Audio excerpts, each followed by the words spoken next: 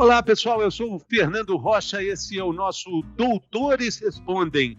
Você sabe, aqui as dúvidas enviadas para as nossas redes sociais são respondidas aqui por especialistas do Comitê Científico do Instituto Vencer o Câncer. E agora a gente vai falar sobre os principais tipos de câncer ginecológico, que correspondem a mais de 40% dos diagnósticos de câncer em mulheres em todo o Brasil.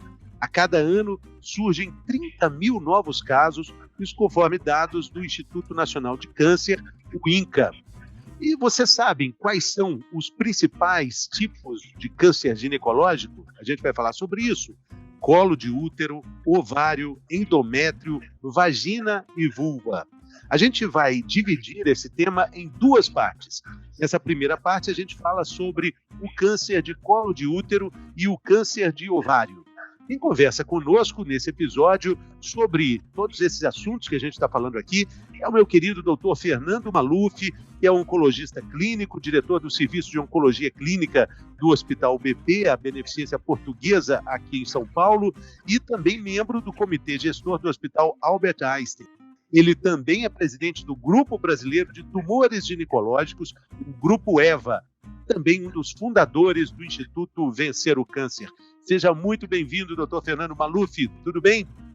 Olá, Fernando, é um prazer poder falar com você e deixando aqui registrado a minha amizade e admiração pelo Fernando, que é um grande apoiador do Instituto Vencer o Câncer. Então, a gente está aqui à disposição para responder todas as perguntas sobre esses tumores tão frequentes, né, na mulher e que tem um impacto grande, mas que felizmente vem outra vez mostrando avanços enormes na oncologia no sentido de aumento das taxas de cura para tantas mulheres que têm esses tumores ginecológicos.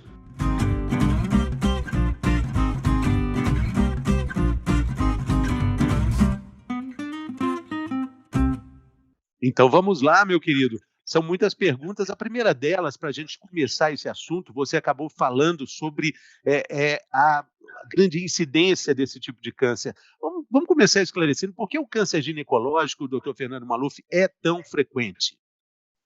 Existem, na verdade, vários tumores ginecológicos, mas os três mais frequentes são o câncer do colo de útero, câncer de ovário e o câncer do endométrio. Esses três representam aproximadamente 90 a 95% dos tumores ginecológicos, reservando os tumores de vagina e vulva para não mais do que 5 a 10%. Importante também entender que as causas de cada tipo desses tumores de colo de útero, contra, por exemplo, ovário, contra endométrio, são completamente diferentes. Então, os fatores de risco são distintos para causarem, por exemplo, câncer do colo de útero, do câncer de ovário e endométrio. E também entender que esses tumores são tumores muito diferentes em termos de comportamento, em termos de tratamento e em termos de prognóstico. A gente vai falar aqui sobre tudo isso, temos várias perguntas que foram enviadas e a gente começa pelas perguntas que foram enviadas para o Instituto Vencer o Câncer, exatamente sobre câncer de ovário. A primeira delas, doutor, é essa. O câncer de ovário, ele é difícil de ser diagnosticado? Por quê? Então, dos tumores ginecológicos, o tumor que menos existe ainda, um avanço em termos de diagnóstico precoce, é o câncer de ovário. Já se tentou, através dos estudos, exames de imagem para tentar antecipar seu diagnóstico de um tumor avançado, e as imagens não foram, ou essa estratégia das imagens não foi uma estratégia tão interessante. Já se tentou também fazer exames de sangue, que são os marcadores tumorais. Também não foram interessantes. Então, o câncer de ovário, diferente, por exemplo, do câncer do colo de útero, que tem o Papa Nicolau, diferente do câncer de mama, que tem a mamografia e o ultrassom da mama, o câncer de ovário não tem ainda um exame que a gente faz de rotina numa mulher saudável que consiga diagnosticar a doença numa fase mais precoce e, por conseguinte, que consiga aumentar a taxa de cura.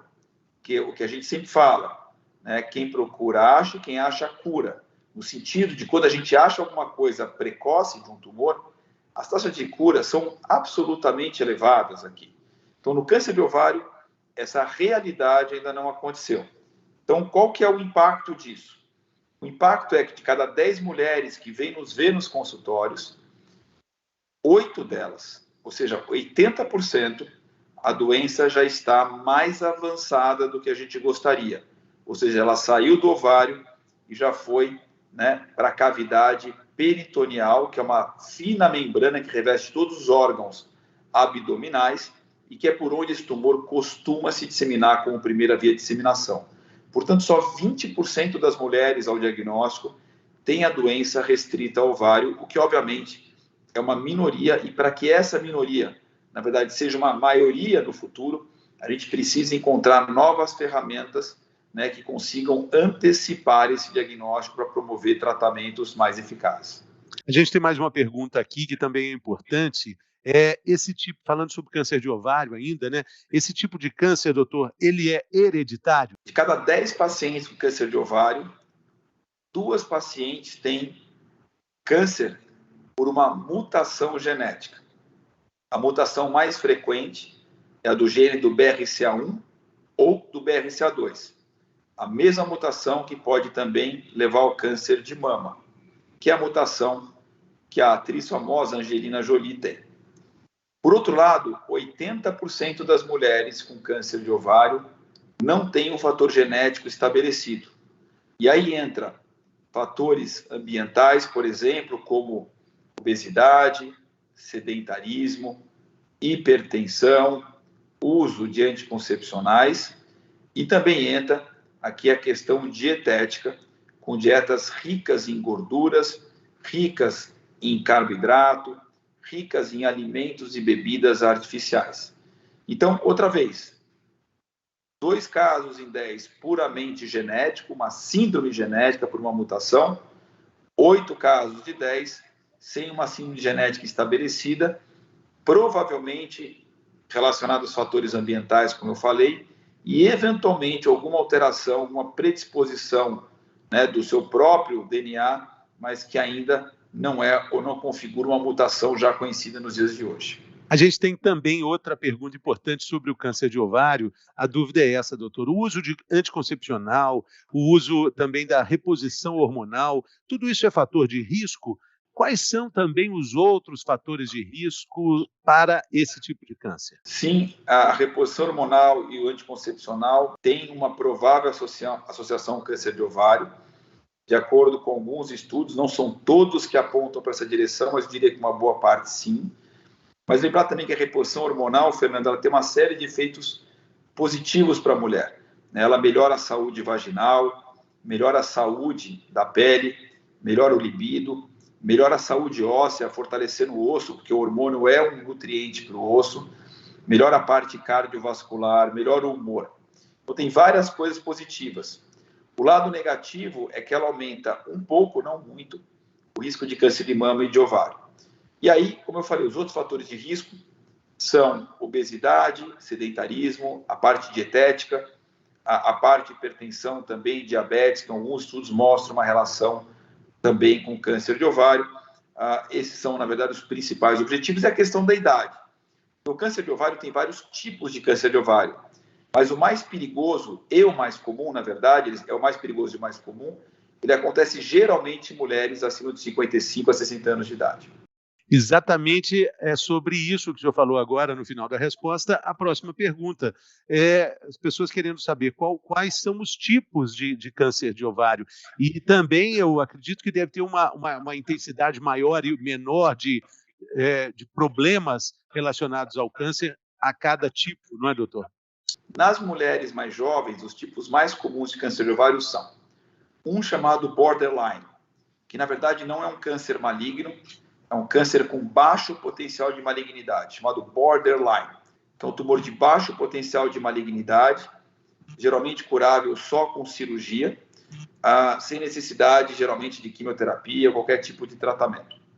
Tem um outro tumor chamado germinativo, que é idêntico ou parecido com o tumor do testículo do homem, também extremamente curável com cirurgia e quimioterapia, muitas vezes. Tem um tumor chamado do cordão sexual, que é tratado cirurgicamente e raramente com algo a mais. E tem um tumor chamado seroso de baixo grau, que muitas vezes é um tumor de evolução lenta, mas avançado ao diagnóstico, também tratado com cirurgia, quimioterapia e hormonioterapia.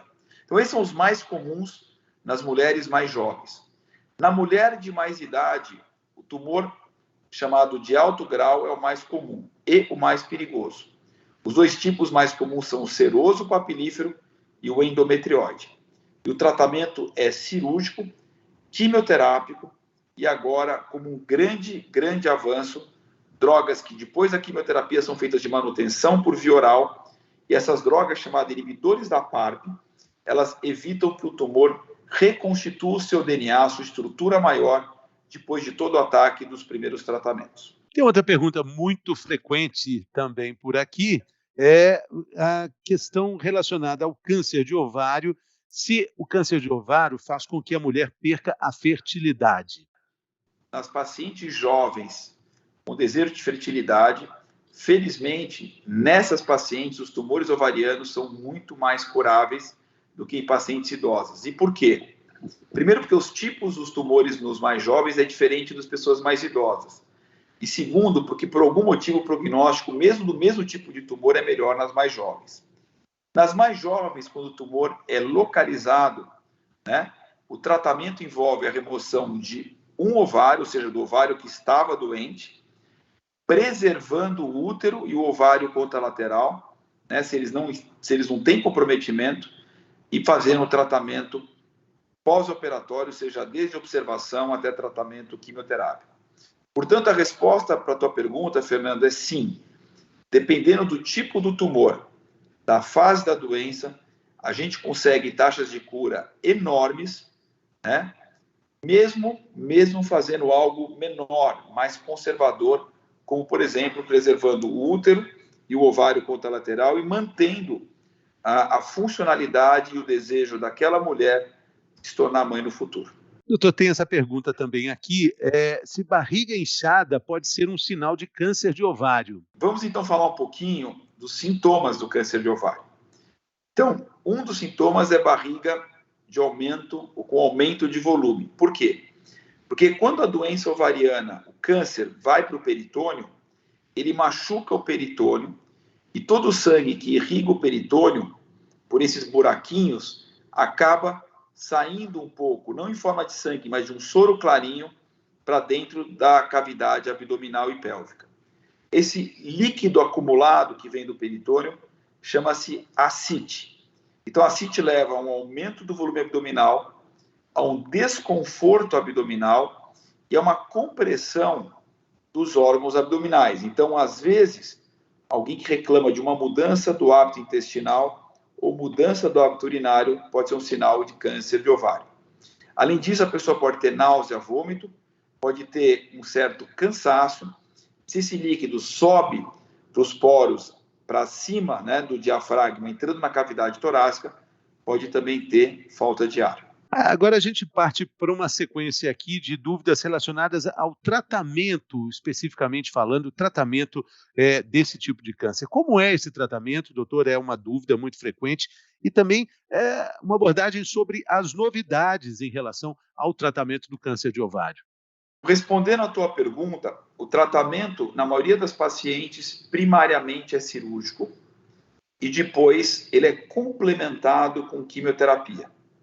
Nas fases mais avançadas da doença, a gente faz toda uma análise molecular do tumor e também se a pessoa teve ou não aquele câncer secundário a uma mutação genética, outra vez, que acontece só em 20% das vezes.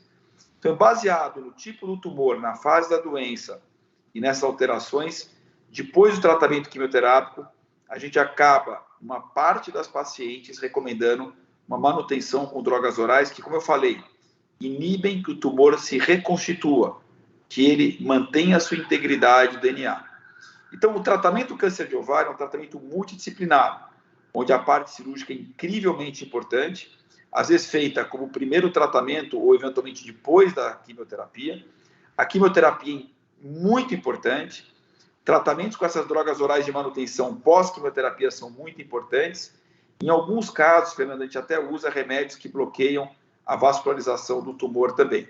Ou seja, então, são muitas ferramentas. Claro que como você conjugá-las e quantas você vai administrá-las para cada paciente vai depender de caso a caso. Exatamente. Agora, para a gente fechar essa questão aqui sobre o câncer de ovário, é importante também essas dúvidas aí que são muito frequentes quando a gente fala sobre esse assunto, a, a prevenção e o que é preciso fazer para descobrir, como o senhor disse, né, quem procura acha e quem acha tem tratamento. Quais são as recomendações, doutor Fernando Maluf?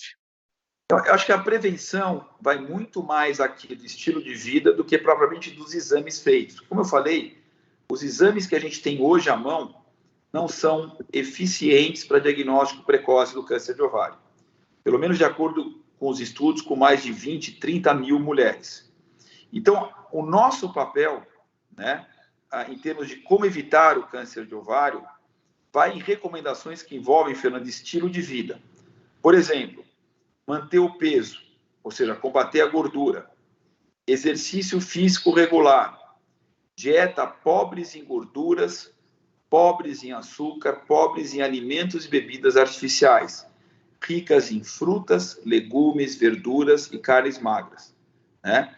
Reposição hormonal é contraindicada? A resposta é não, mas deve ser feito cuidadosamente com profissionais muito experientes e que tenham um histórico daquela mulher para saber se ela não é um altíssimo risco para ter um câncer de ovário no futuro. E, portanto, essas medidas provavelmente devem evitar, pelo menos, eu diria, 3 a 5 casos em cada 10 mulheres diagnosticadas. E ainda previne praticamente qualquer outro tipo de doença. Estamos falando de proteção do coração, do cérebro, do pulmão, dos rins, do pâncreas. Todos esses cuidados, eles são únicos para o nosso corpo, que também é único, né, doutor?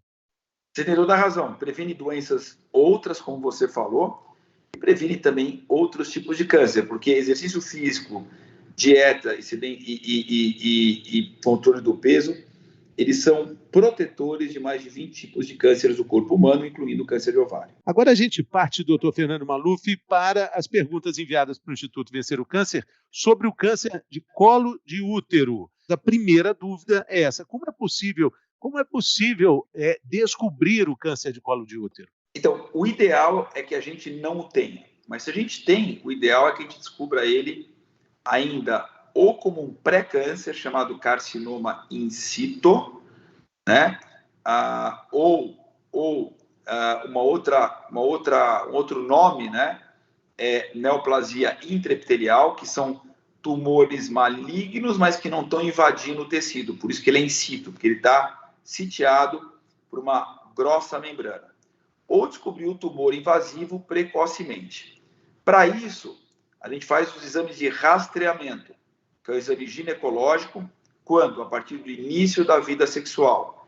E também o exame do Papa Nicolau, que é uma colheita, né, do material do colo uterino e uma avaliação da citologia para, outra vez, procurar células pré-malignas ou malignas e antecipar um tumor ainda bastante pequeno e muito curável. E como é o tratamento, doutor Fernando?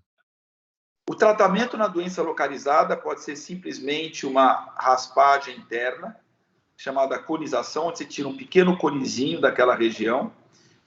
E quando ele é maior do que isso, o tratamento acaba sendo a cirurgia, com a remoção do útero, muitas vezes das estruturas ao redor e dos linfonodos. Por outro lado, esse é um grande avanço que a gente teve também, quando você tem uma doença que não é tão pequenininha, mas ela não é tão avançada, numa mulher que tem desejo de preservar a fertilidade, nós temos hoje cirurgias que preservam o útero, como, por exemplo, a traquelectomia.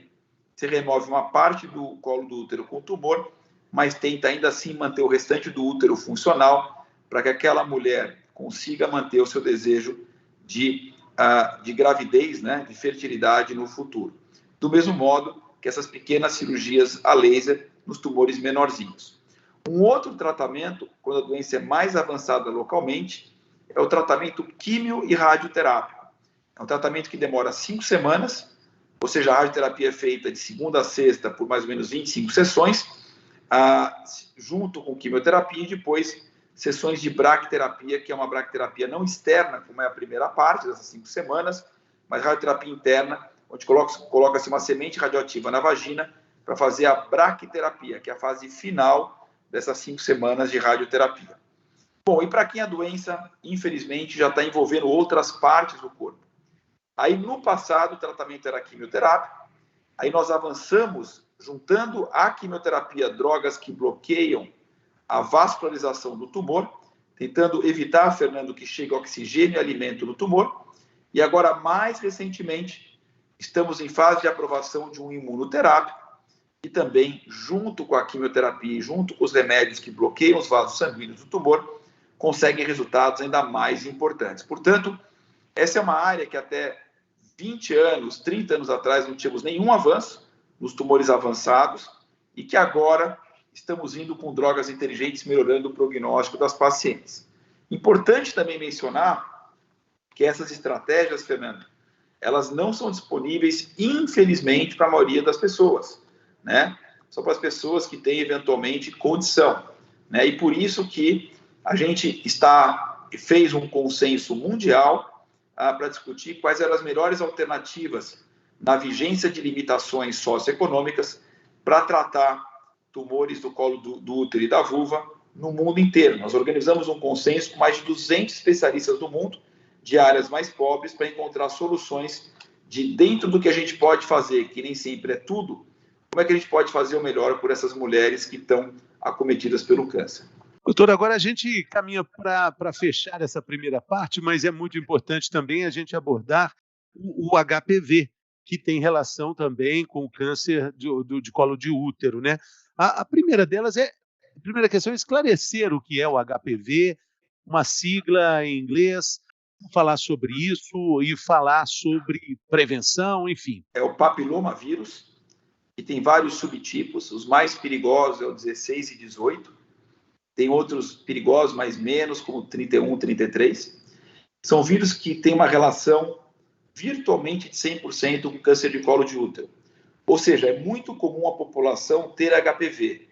São poucas pessoas que vão ter câncer pelo HPV, mas ele é, do câncer do colo de útero, o principal fator de risco. Ou seja, ter HPV não é igual a ter câncer, pelo contrário, a chance de ter um câncer durante a vida é pequena. Porém, quase todo câncer do colo de útero é HPV relacionado. Nem só ele, câncer de vulva também de pênis, de canal anal e também de garganta. Bom, baseado nisso, no que eu estou falando, da relação de 100% de colo de útero com HPV, a vacinação passa a ser a ferramenta mais importante para evitar, e até mesmo, o que parece um sonho, mas não é, erradicar esse câncer da humanidade. Porque a vacina, ela protege alguém de ter um câncer de colo de útero baseado na proteção daquela pessoa contrair o HPV. Mas lembre que eu falei, contrair. Ou seja, ela tem um valor maior em crianças e adolescentes que ainda não tiveram relação sexual e contato com o HPV. Porque quem contraiu o HPV, mesmo que se vacine, a vacina não tem a capacidade de limpar o HPV do corpo. Então, ela é muito importante, ou ela é fundamentalmente importante em pessoas que não tiveram ainda contato na relação sexual com o HPV. Por isso que a gente recomenda que a vacinação seja feita para crianças, homens, né, meninos e meninas, a partir dos 9 anos de idade. Isso é super importante. São só 2 doses, não tem nenhum efeito colateral importante, é 101% seguro e a gente deve fazê-lo. E é importante por quê? Porque menos de 30% a 40% das crianças do país são vacinadas, os pais não levam para vacinar. E outra vez, diferente de outros tratamentos ou prevenções que no SUS você não tem adequadamente, vacina não falta no SUS. Tem vacina, o que não tem são os pais e mães, e tios e tias, avós e avós, levando as suas crianças para tomar a vacina contra HPV. É muito importante a gente falar sobre isso, que esse assunto, o senhor respondeu aqui a pergunta que foi enviada, né? Eu tinha uma dúvida se o HPV, a relação entre HPV e câncer de colo de útero, o senhor disse que é uma relação direta, é realmente uma situação de cuidado e de atenção. A questão se a vacina previne o câncer de colo de útero, ok, previne sim, mas é importante essa abordagem que também gera muitas dúvidas, doutor Fernando Maluf, sobre o medo que muitas famílias têm com relação à vacina contra o HPV. Uma das principais ponderações é que a vacina acabaria estimulando ou antecipando o início da vida sexual das crianças que tomariam a vacina. Importante falar também, doutor, sobre a importância do Brasil ter no seu calendário de vacinas uma vacina tão cara, sofisticada como o HPV e que sofre todas essas influências de informações que não são verídicas. Não tem dúvida. O Instituto Vencer o Câncer, outros institutos, o Grupo EVA, que é o Grupo Brasileiro de Tumores Ginecológicos, no qual eu tenho a felicidade de estar presidindo nesse biênio, né? Tem trabalhado intensamente com órgãos do governo para aumentar a cobertura vacinal para essas crianças.